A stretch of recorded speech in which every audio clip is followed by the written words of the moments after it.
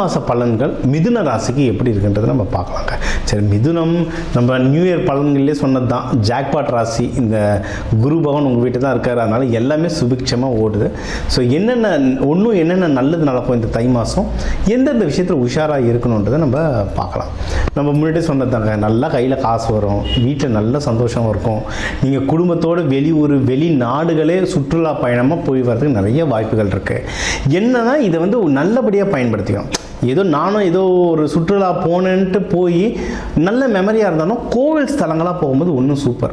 அதுவும் இப்போ குற்றாலம் போனீங்கன்னா குற்றாலநாதர் கோவில் இருக்குது, அங்கே வந்து நவ கைலாயம் இருக்குது, நவ திருப்பதி இருக்குது.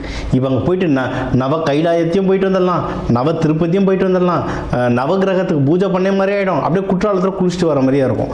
இது வந்து உங்கள் லைஃப் மட்டும் இல்லை, உங்கள் குழந்தைங்க வந்து அவங்க பசங்க கிட்ட எங்கள் அப்பா அம்மாவோட இப்படி போனேன் இவ்வளோ நல்லா இருந்ததுன்னு சொல்கிற அளவுக்கு இது வந்து ஒரு நல்ல மெமரியாக இருக்கும். ஸோ சுற்றி பார்த்த மாதிரியே இருக்கும், அதே சமயம் புண்ணியம் சேர்த்த மாதிரியாக இருக்கும். ஸோ நீங்கள் வந்து கோவில்கள் ஸ்தலம் போகிறது வந்து இந்த மாதிரி போங்க, சுற்றுலா ஸ்தலமாகவும் இருக்கணும், சாமி கும்பிட்ட மாதிரியாக இருக்கணும், புண்ணியமும் வாங்கின மாதிரி இருக்கும், சந்தோஷமாகவும் இருக்கணும். சரிங்களா? இது ஒன்று. இதே மாதிரி உங்களுக்கு வந்து ஏதாவது இந்த ஸ்கின் அலர்ஜியோ ரெஸ்பிரேட்டரி இஷ்யூ எதனால் இருந்ததுன்னா, ஒத்த தலைவலி, இந்த மாதிரி நிறைய இஷ்யூகள் ஏதாவது இருந்ததுன்னா அது எல்லாமே கம்மியாகிறதுக்கு நிறைய வாய்ப்புகள் இருக்குது. உங்களுக்கு ஏதாவது எதிரிகள் தொல்லை, ஏன்னா மிதுன ராசி வந்து எதிர்க்க வந்து சண்டை போட மாட்டாங்க அவ்வளோ ஈஸியாக, ஏன்னா உங்களுக்கு பேச்சு திறமை ஜாஸ்தி, பேசியே ஜெயிச்சிருவீங்க. அதனால் உங்களுக்கு பின்னாடி இருந்து தான் மறைமுகமாக நிறைய பாலிடிக்ஸ் பண்ணுவாங்க. அந்த மாதிரி பிரச்சனைகள் இருந்தால் அதெல்லாம் குறையிறதுக்கு நிறைய வாய்ப்புகள் இருக்குது. முக்கியமாக கல்யாணத்துக்கு டைம் ரொம்ப சூப்பராக இருக்குங்க. யாருன்னா பொண்ணு வீடு மாப்பிள்ளை வீடெலாம் தேடுறீங்கன்னா இந்த தை மாதம் வந்து கல்யாணம் அமையறதுக்கு ரொம்ப நல்லாயிருக்கு. ஏற்கனவே பூ வச்சாச்சுங்க, நிச்சயதார்த்தம் பண்ணியாச்சுங்கன்னா கல்யாணம் ஃபிக்ஸ் பண்ணுறதுக்கும் இந்த மாதம் ரொம்ப நல்லாயிருக்கு.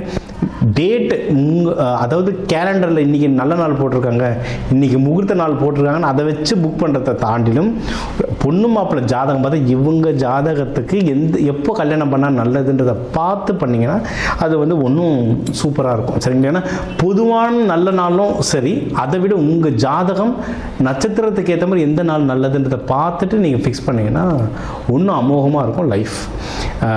ஸோ உங்களுக்கும் மிதுனத்துக்கு வந்து நிறைய லவ் நிறைய செட் ஆகும். சரிங்களா? ஏன்னா மிதுனம் வந்து கவிதை நல்லா பேசுவாங்க, கவிதை நல்லா சொல்லுவாங்க, இவங்களுக்கு ஆர்ட்ஸில் வந்து ரொம்ப இன்ட்ரெஸ்ட் இருக்கும், இவங்களும் ரொம்ப ரொமான்டிக்கான பர்சனாக இருப்பாங்க. அதனால் லவ் வந்து நல்லபடியாக செட் ஆகும். ஸோ அந்த லவ் ஒன்றும் ஸ்ட்ராங் ஆகும்.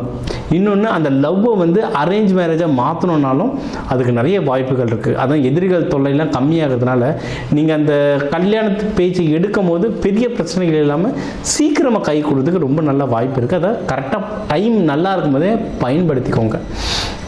அதுக்கப்புறம் இப்போ மகப்பேருக்கும் டைம் நல்லாயிருக்கு. ஸோ லவ்வோ மகப்பேரோ கல்யாணமோ எதுவாக இருந்தாலும் முக்கியமானது என்னென்னா பணம். சரிங்களா? ஸோ அந்த பணமும் உங்களுக்கு கரெக்டான டைமில் கிடைக்கும். நீங்கள் வந்து லோன் ட்ரை பண்ணுறீங்கனாலும் கரெக்டான அமௌண்ட் கரெக்டான இதில் கிடைக்கும். தேவையான அளவுக்கு எடுத்துகிட்டு சிக்கனமாக கல்யாணம் பண்ணிங்கன்னா, சிக்கனமாக செலவு பண்ணிங்கன்னா வாழ்க்கை முழுக்க அது வந்து உங்களுக்கு ரொம்ப ஹெல்ப்ஃபுல்லாக இருக்கும். நீங்கள் எதில் உஷாராக இருக்கணும்னா எடுக்கிற முயற்சிகளில் கொஞ்சம் ஜாகிரதையாக இருக்கணும். ஏன்னா இது மோஸ்ட்லி மிதுன ராசியில் இருக்கவங்க வந்து மூளையை பயன்படுத்தி சம்பாதிக்கிறவங்களாக இருப்பாங்க.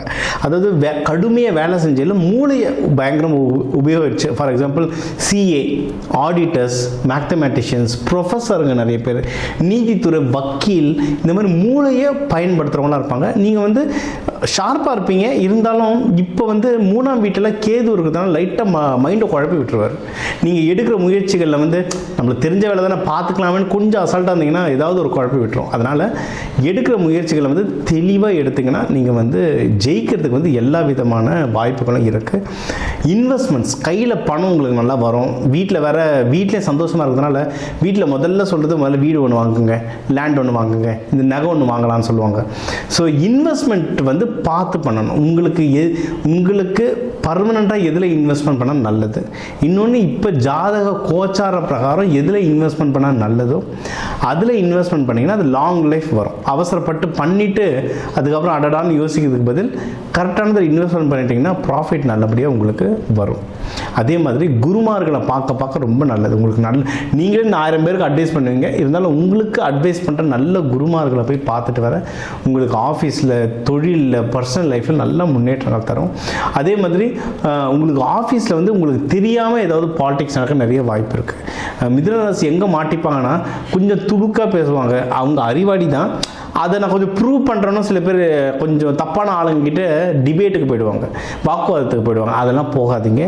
ஏன்னா ஆஃபீஸ் வந்து நம்ம நெஞ்சுக்கு நேராக நிற்கிறவங்கள கண்டுபிடிச்சிடலாம், முதுகு பின்னாடி நிற்கிறவங்களும் அவ்வளோ ஈஸியாக கண்டுபிடிக்க முடியாது. அதனால் முடிஞ்ச அளவுக்கு வாக்குவாதத்தில் போகாமல் கொஞ்சம் அமைதியாக இருக்கிறது ரொம்ப நல்லது.